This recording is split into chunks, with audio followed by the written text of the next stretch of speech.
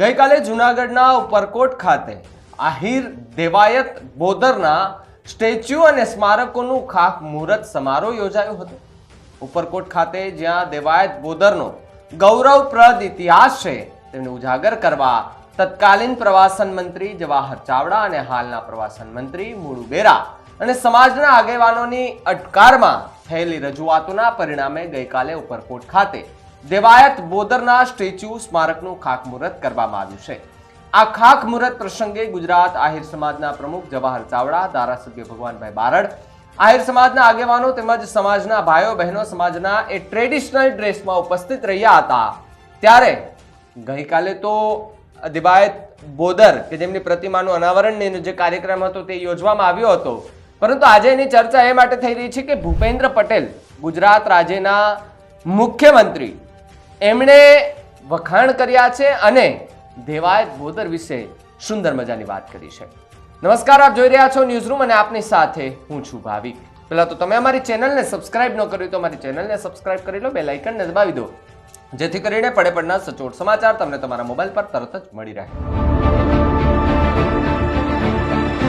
ગુજરાત રાજ્યના સીએમ ભૂપેન્દ્ર પટેલ એ જૂનાગઢ વિસ્તારની અંદર પ્રવાસ કરી રહ્યા છે। એ દરમિયાન સભા સંબોધતી વખતે તેમણે ગઈકાલે થયેલા સ્મારક વિશેની વાત કરી હતી અને દેવાયત બોદર વિશે પણ વાત કરી હતી।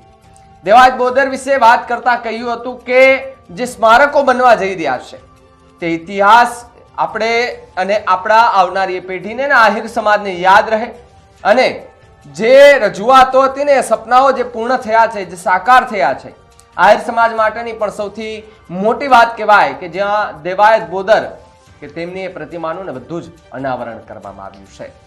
શું કહ્યું ભૂપેન્દ્ર પટેલે, સાંભળો પહેલા। ગઈકાલે જ જૂનાગઢમાં ઉપરકોટમાં આશરા ધર્મના પ્રતીક્ષામાં વીર દેવાયત બાપા બોદરના સ્મારકનું નવીનીકરણ માટે ₹4 કરોડના ખર્ચે ખાતમુહૂર્ત કર્યું છે। એ આપણા સૌ માટે ગૌરવની વાત છે, સૌરાષ્ટ્ર પંથક માટે। ઉપરકોટમાં હવે 1-2 કામ બાકી રહ્યા છે એ બી લઈ લીધા છે એવું મારા જિલ્લા પંચાયતના પ્રમુખ સાથે વાત થઈ, પણ ખૂબ સારું એમાં ડેવલપમેન્ટ થયું છે। આજે આપણા ભારતીય જનતા પાર્ટીના વડીલ મુરબ્બી અને ભારતીય જનતા પાર્ટીના ગુજરાતના મુખ્યમંત્રી તરીકે જે કેશુબાપા એમની આ કર્મભૂમિ, ત્યારે એમને હું યાદ કરીને એમની દિવ્ય ચેતનાને વંદન કરું છું। ગઈકાલે જ જૂનાગઢમાં ઉપરકોટમાં આશરા ધર્મના પ્રતીક્ષામાં વીર દેવાયત બાપા બોદરના સ્મારકનું નવીનીકરણ માટે ₹4 કરોડના ખર્ચે ખાતમુહૂર્ત કર્યું છે। એ આપણા સૌ માટે ગૌરવની વાત છે, સૌરાષ્ટ્ર પંથક માટે।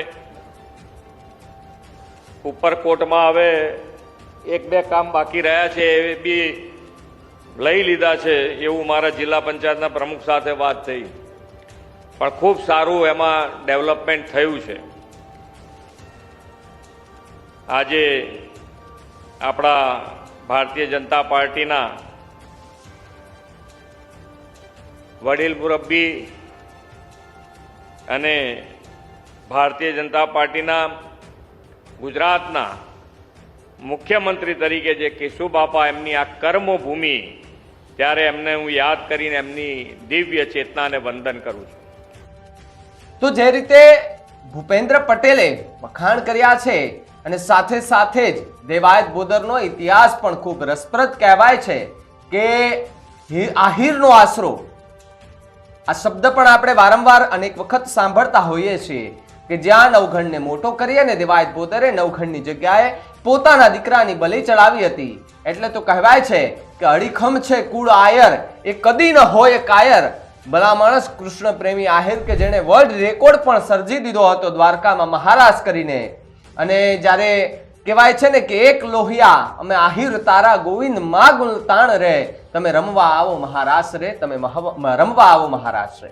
આ શબ્દો અને કૃષ્ણ પ્રેમી જે આહિરાણીઓ હતી, આહિર સમાજ હતો, ઘરેણા ઝીમી કાપડા પહેરીને ત્યાં રાસ રમતા સાક્ષાત કૃષ્ણ પણ ત્યાં પ્રગટ થયા હોય અને આહિરાણી અને આહિર સમાજોને એ આશીર્વાદ આપવા આવ્યા હોય તેવી અનુભૂતિ ત્યારે થઈ હતી. ત્યારે પણ વડાપ્રધાનને ટ્વીટ કરી અને આહિર સમાજ માટે પણ એ વખાણ કર્યા હતા. અને ફરી એક વખત આહિર સમાજ માટે ગૌરવ લેવા જેવી વાત એ છે કે આહિર સમાજમાંથી આવતા એ દેવાયત બોદર કે જેમણે શું કામ કર્યું છે આહિર સમાજ માટે એ 18 વરણને પણ સમજવું જોઈએ. અને કહેવાય ને કે જ્યારે સૈનિકો પૂછવા આવ્યા હતા કે ભાઈ અહીંયા એક વ્યક્તિ, એક છોકરાને ઉછેરવામાં આવે છે અને જેને આપણે દુશ્મન માનીએ છીએ એ દુશ્મનના દીકરાને અહીંયા ઉછેરી રહ્યા છે. હવે જ્યારે ખબર પડી કે એ તો દેવાયત બોદર છે, એ દીકરો ત્યાં છે, ત્યારબાદ એ આહિર સમાજ મગનું નામ મરી પાડવા માટે પણ તૈયાર નહોતા થયા. એક એકતાનું ઉદાહરણ બતાવ્યું હતું. પરંતુ એ દેવાયત બોદરને બોલાવવામાં આવે છે ને દેવાયત બોદર કહે છે કે હા, એ દીકરો મારી ત્યાં છે, પણ એ મારી ત્યાં સજા ભોગવી રહ્યો છે તેવું કહેવામાં આવ્યું. ત્યારબાદ સૈનિકોએ તેમને કહ્યું કે ભાઈ તમારે તમે જે દીકરાને ઉછેરો છો એમને અમને સોંપી દો. એ દેવાયત બોદર અને એમને સામે આખે એ દીકરાની બલી ચડતા જોઈ હતી. ત્યારબાદ ખબર પડે છે અને આહિર સમાજ પણ જુએ છે કે આ દેવાયત બોદર જેને ઉછેર કરી રહ્યા છે જે દીકરાનો, એ તો છે નહીં. ત્યારબાદ ખબર પડે છે કે કોકના દીકરાને બચાવવા માટે થઈને દેવાયત બોદરે પોતાના દીકરાની બલી આપી દીધી હતી, પોતાના દીકરાનું ધડ મસ્તકથી કપાવી નાખ્યું હતું.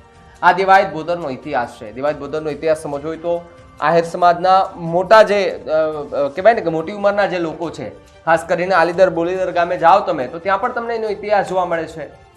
ઘણી બધી જગ્યાએ જોવા મળે છે. ત્યારે આહિર સમાજ માટે પણ ગૌરવ લેવા જેવી વાત છે ને ભૂપેન્દ્ર પટેલ કે તેમણે પણ આખી વાત કે જે ખુશી વ્યક્ત કરી છે ને આહિર સમાજને ખૂબ ખૂબ અભિનંદન આપ્યા છે. આ મુદ્દે તમારું શું માનવું છે અમને કમેન્ટ કરીને ખાસ જણાવજો. જોતા રહેજો ન્યૂઝ રૂમ. નમસ્કાર.